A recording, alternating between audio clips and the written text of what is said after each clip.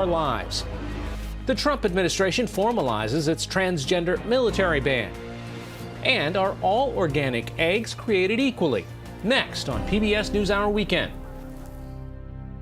PBS NewsHour Weekend is made possible by Bernard and Irene Schwartz, the Cheryl and Philip Milstein family, Sue and Edgar Wackenheim III, Dr. P. Roy Vagelos and Diana T. Vagelos, the JPB Foundation, the Anderson Family Fund, Rosalind P. Walter, Barbara Hope Zuckerberg.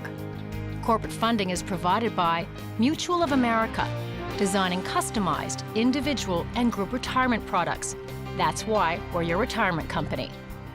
Additional support has been provided by and by the Corporation for Public Broadcasting and by contributions to your PBS station from viewers like you. Thank you. From the Tisch WNET studios at Lincoln Center in New York, Hari Srinivasan. Good evening and thanks for joining us. Across the country and overseas today, calls for greater gun control. Students inspired by last month's mass shooting at Marjory Stoneman Douglas High School led hundreds of protests. The largest was in Washington, D.C. Organizers partnered with advocacy groups, including Everytown for Gun Safety, and as hundreds of thousands of people gathered in the nation's capital, supporters also rallied in all 50 states. And even across the Atlantic, protesters chanted "Save Our Kids" in London outside the American Embassy. In Paris, American expats held signs in support of gun control in front of the Eiffel Tower. Students, teachers, and grieving parents from Marjory Stoneman Douglas High School spoke at a rally in Parkland, Florida. My classmates and I laid helplessly on the floor, hearing and feeling rapid gunfire. As I am aware that the horrific tape that replays in my head will never be rewinded, I am also aware that the need for change is overdue. Sadly, we will be repeating this, and it could easily be in your city or your town. This stops now! In Washington, D.C., celebrities performed, including Jennifer Hudson and Broadway stars Lin-Manuel Miranda and Ben Platt. No matter what they tell you, tomorrow there'll be more of us. Many of the speakers were students sharing their stories about gun violence, including a 19-year-old from Chicago whose brother was shot and killed in 2006. It's time for the nation to realize gun violence is more than just a Chicago problem or a Parkland problem, but it's an American problem. Lawmakers responded to today's rallies. Florida Senator Marco Rubio tweeted that the protests are a, quote, good way of making a point, but making a change will require both sides finding common ground.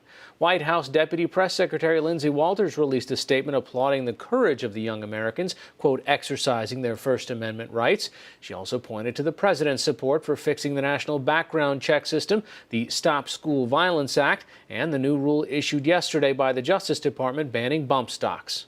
Among the hundreds of thousands of students attending today's March for Our Lives in Washington, D.C., is a group from Patriot High School in Bristow, Virginia. NewsHour Weekend's Christopher Booker is with them. They gathered at 8 a.m. this morning in the parking lot of a grocery store in Haymarket, Virginia. If you've already checked in, you can go ahead and get on. Boarding buses for the hour-long ride to Washington, D.C. to join hundreds of thousands of others who had come from all over the country to call for stricter gun control. Seniors Megan Black and Liv Muma helped organize this trip. As soon as the Parkland shooting happened, we realized that we had to do something about it, but we didn't realize what we could do. Like so many students in America, gun violence has been a regular part of their school experience. They've practiced lockdown drills since elementary school. Other generations didn't have to deal with this. They didn't have mass shootings. I mean, Columbine was one of the first big ones in our country, and it hasn't stopped since then. Muma and Black say they learned about the Parkland shooting that left 17 students, teachers, and administrators dead through social media, watching the raw video coming in through Snapchat and Twitter. So I was in school watching the videos these kids run out of their high school over the dead bodies of their fellow students. And I just cried and cried, and I came home and cried some more. And so it was a couple days after that when we really started our movement. Around 10 a.m., the students arrived in downtown Washington, D.C. to join the March for Our Lives. But it wasn't just kids. Parents, teachers, and even political donors joined the march. Ambassador Al Hoffman Jr. is a major supporter of Republicans. But in the wake of the Parkland shooting, he says he will not back politicians who don't support an assault weapons ban and other gun control measures. I felt that it was absolutely necessary that I get involved. You know, this may be my last hurrah, but I can't give up. We've got to get this under control. He says if Republicans don't act on gun control measures, there will be consequences in the midterm elections in November. And I'm a good Republican, but I'll tell you, we're in deep doo-doo if they don't pay attention to this now. The Parkland shooting has activated the political awareness of many young people here for the first time. This group of juniors from Fairfield, Connecticut, traveled to Washington, D.C. this morning. Everyone just was signing up. Like, there was not even enough bus room for everyone to come because so many people showed their interest. They wanted to come. Yeah. And for people who have been personally affected by gun violence, they say this time does indeed feel different. Rachel Callahan is a high school teacher in Baltimore. She was a freshman at Virginia Tech in 2007 when a gunman killed 32 people, including a girl who lived on the floor of her dorm. So as someone who has experienced this firsthand, are you hopeful that something might finally change after this? Yes, because of these students, because of their activism and their vocal outrage on the internet. Just looking at this shows I think they're gonna make changes. Joining me now from Washington, D.C. is NewsHour Weekend's Christopher Booker. Chris, it seems there are several different motivations for these students. Yeah, that's right. We've spoken with a number of different students from suburban schools and students from urban schools. And what's interesting is that they're all here for the same reason. We spent some time with a group of students from Jacksonville, Florida, and while they say they're frustrated that the violence that has fallen on their community often doesn't even make it to the front of their newspaper, let alone the national media, they feel an encouragement that they're able to join this national movement and that finally something might be happening and that they can add their voice and their experience to something that's much larger. What is it that the kids you were talking to are expecting to happen after actions like today's? What's interesting is, as we were riding on the bus this morning, we asked the students if they believe there will be any effective change as a result of today's assembly. And they actually don't think anything will come from this. They say they're well aware of where Congress stands. They're well aware that Congress is not looking to make any major changes to gun legislation. What they're actually focused on is what happens in November. They believe that today is about coming together, building momentum, and backing candidates that are interested in changing gun laws in America. NewsHour Weekend's Chris Booker. Thanks so much. Thanks, Hari. See more of our coverage of the March for Our Lives at pbs.org/newshour. President Trump followed up on his plan to ban transgender members of the U.S. military with a memo issued late on Friday night. It says troops with a history or diagnosis of gender dysphoria could only serve under, quote, limited circumstances. 4 federal courts already issued injunctions, at least temporarily halting President Trump's original ban from last year. All of this is raising questions for trans people who are already in the ranks or hoping to enlist.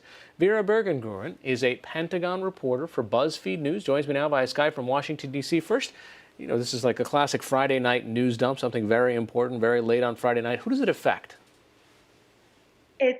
That's the thing. It was a news dump, and it took a long time for legal and military experts to even understand who it's going to affect. And it's still rather unclear because a lot of people who came out openly as transgender under the Obama administration's policy in 2016 are going to be able to stay according to the new policy and kind of be grandfathered in. But anyone who has undergone gender reassignment surgery is going to be impacted by this. They are now disqualified from serving in the military. And there are some exceptions to that, but it's honestly still very unclear. A lot of these lawyers and people who are involved in these lawsuits are kind of trying to dig through it and figure out exactly who falls under these exceptions. How big is the population of transgender people that are serving in the military or perhaps just being recruited? Right now, it's under dispute because this isn't really something that is quite recorded. This study commissioned by the Pentagon in 2016 put the number between 1,300 and 6,000, and some people say it's as high as 14,000. But of course, not all of those have undergone gender reassignment surgery, so it's kind of a blurry line there. You know, the president's, or at least General Mattis's argument is this is decreasing military effectiveness and lethality.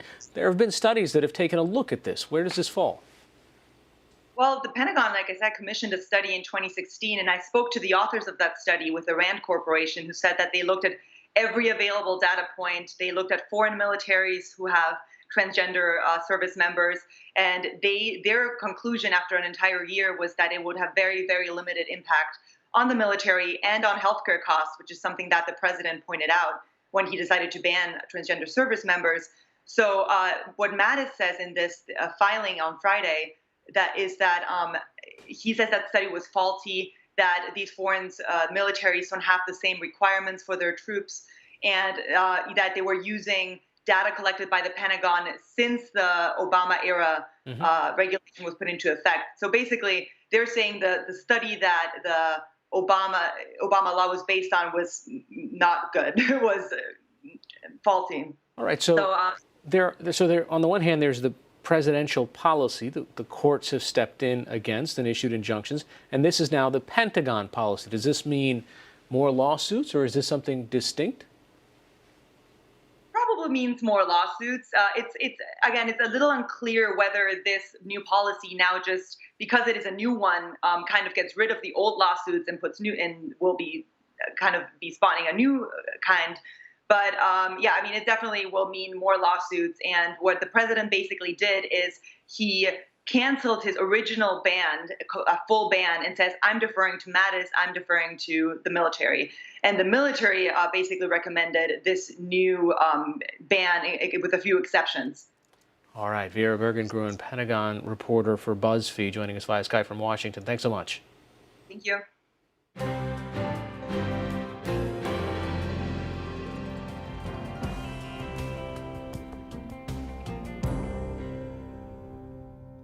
It's been more than 15 years since the federal government started certifying food as organic.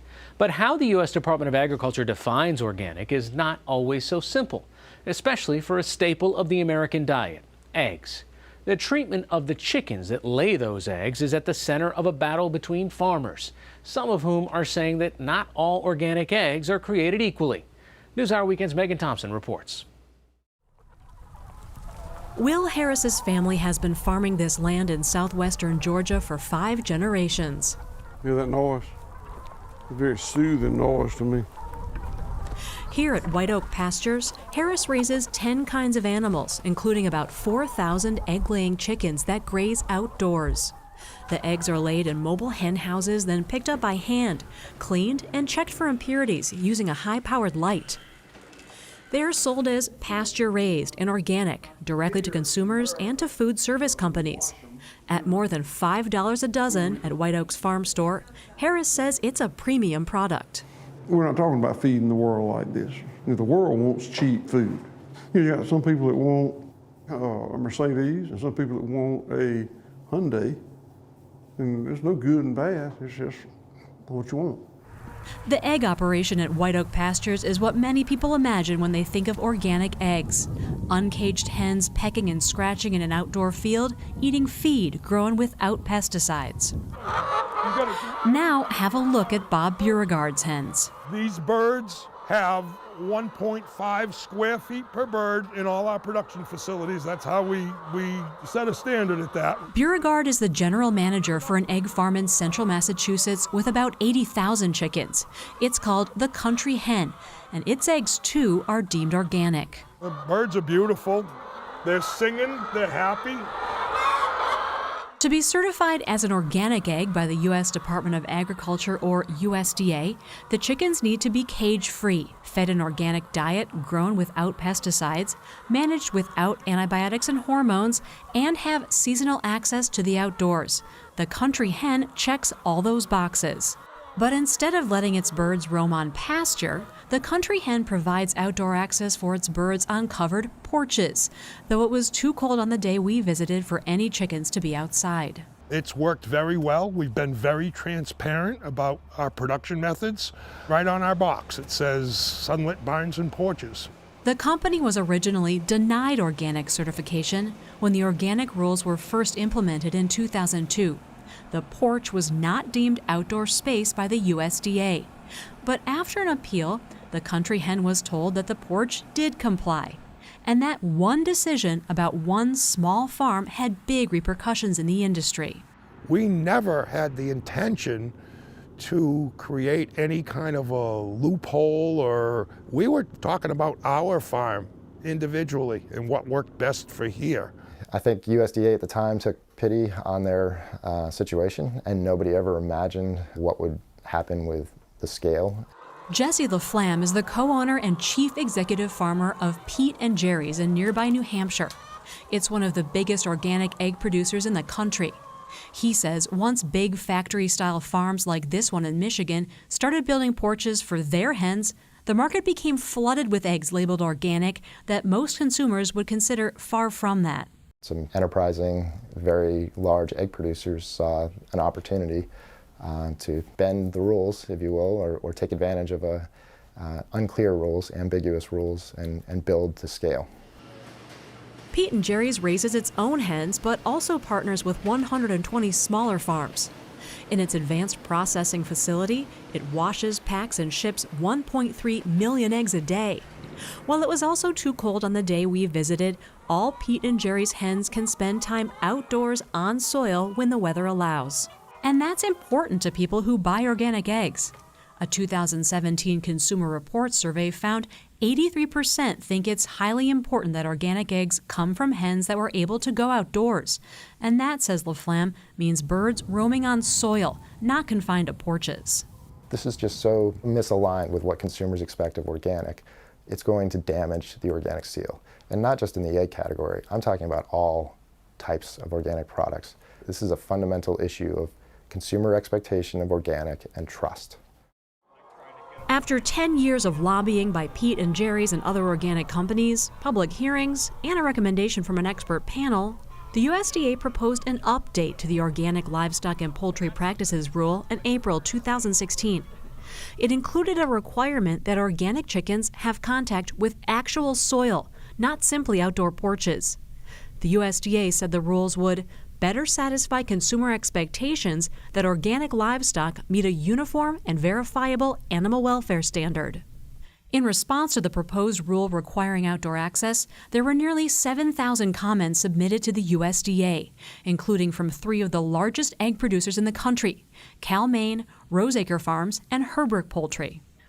All 3 declined PBS NewsHour Weekend's interview requests, but they wrote in a joint comment to the USDA that the proposed rules are a thinly veiled attempt to promote small farms and exclude larger farms, and conflict with scientifically proven animal welfare practices. My name is John Glisson. Dr. John Glisson is the Vice President of Research for the U.S. Poultry and Egg Association, a trade group representing the poultry industry. He spent 30 years studying poultry diseases as a professor of veterinary medicine at the University of Georgia. And he opposes the rule requiring outdoor access because he says it puts chickens at risk of contracting diseases. Our industry knows that's disastrous. We can't do that.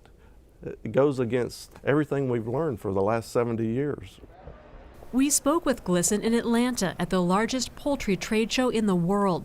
He says the scale of the industry, which produces more than 92 billion eggs a year, has been made possible because of advancements in biosecurity, protecting chickens from pathogens like Salmonella, which is spread by rodents, and diseases like avian influenza, which is spread by wild birds.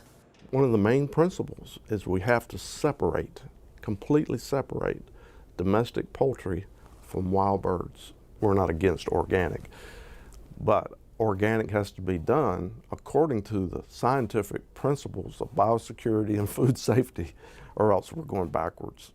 While Glisson acknowledges that consumers might want eggs from a chicken that is raised with outdoor access, he says there's not a scientific basis for it. It's perception-based. There's a market for saying that birds were outdoors. There's a profitable market for that. It doesn't help the birds. Jesse LaFlamme insists the complaint by Dr. Glisson and other egg producers that outdoor access for egg-laying hens will lead to outbreaks of diseases like avian flu is not supported by recent events. In 2014 and 2015, an avian flu outbreak affected more than 50 million chickens, turkeys, and ducks. But the USDA acknowledged that fewer than 9,000 of those birds were kept outdoors. The question is, what percentage of those birds were outside? Basically none. So the question is, where in reality is the risk? The debate over the proposed USDA rule requiring outdoor access for organic egg-laying chickens appeared to be settled in January 2017 when the rule was finalized. And then there was a political change. I, Donald John Trump, do solemnly swear. Under the new administration, the USDA withdrew the rule, determining that it didn't have the authority under existing law to mandate animal welfare conditions. They tossed it around. Greg Ibaugh is an undersecretary at the USDA overseeing the organic program.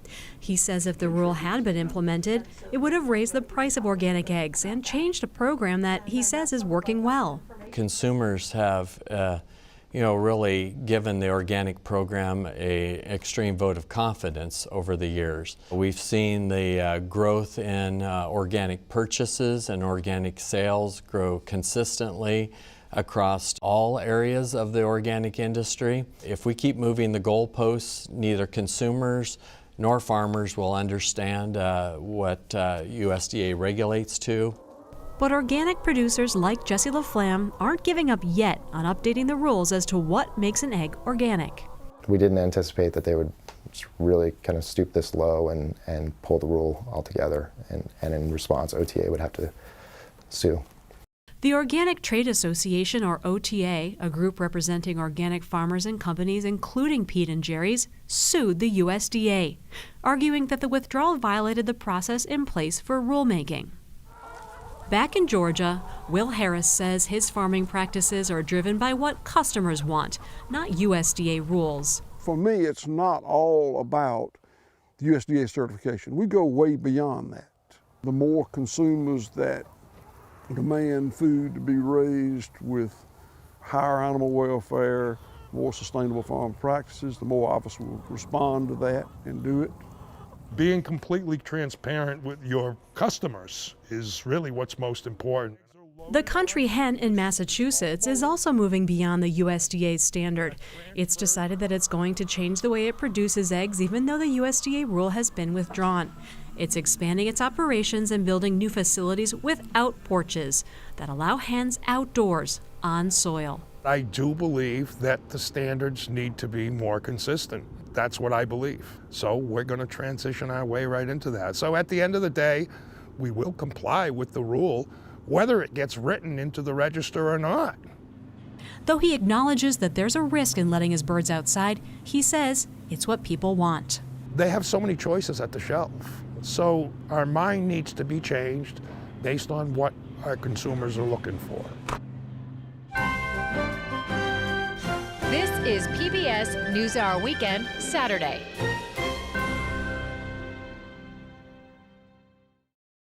The police officer who took the place of a hostage in a supermarket siege yesterday in southern France has died. French President Emmanuel Macron called it an act of exceptional courage. ITN's Martha Fairley reports. He gave his life so others could go home. This morning, France's Interior Minister said the country would never forget Arnaud Beltrame's heroism, his bravery, his sacrifice.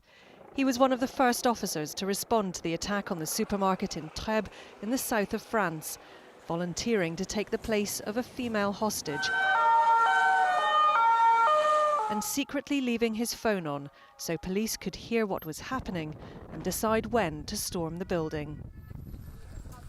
Investigators are now trying to learn more about the gunman, named by prosecutors as Moroccan-born Redouane Lakdim. The 26-year-old had been under surveillance and since 2014 was on a list of individuals suspected of being radicalised, but who have yet to perform acts of terrorism. Despite this, the prosecutor says there was no warning sign that he'd carry out an attack. Overnight, there have been raids at the building where police believe he lived. They say he pledged allegiance to the so-called Islamic State and was demanding the release of the only surviving suspect of the Paris attacks, Salah Abdeslam. This morning, police remain outside the supermarket, while traumatised staff and customers are being offered counselling. The police officer's death brings the number of people killed as a result of the attack to 4, while 15 others were injured, as once again, terror returns to French streets.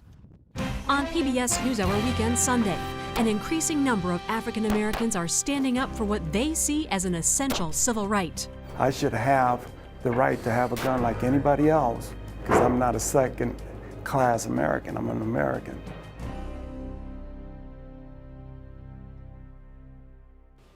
Finally tonight, we are remembering former PBS President Lawrence Grossman. He is responsible for some of public broadcasting's landmark news programming, including expanding the MacNeil-Lehrer Report from 30 minutes to an hour, bringing on Frontline and the 13-part documentary Vietnam, A Television History. He went on to lead NBC's news division in 1983. Lawrence Grossman was 86 years old. That's all for this edition of PBS NewsHour Weekend. I'm Hari Srinivasan. Thanks for watching. Have a good night.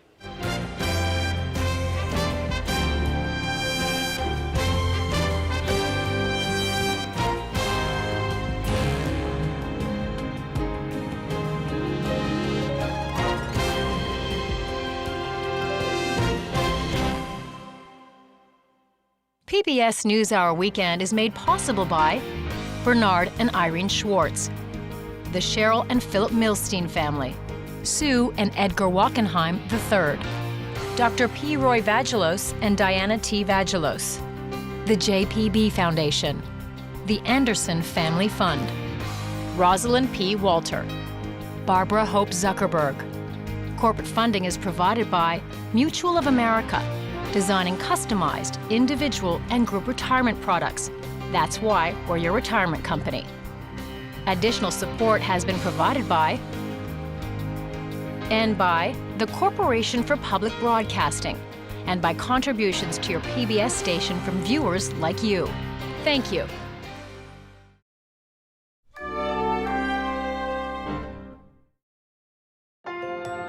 Be more. PBS.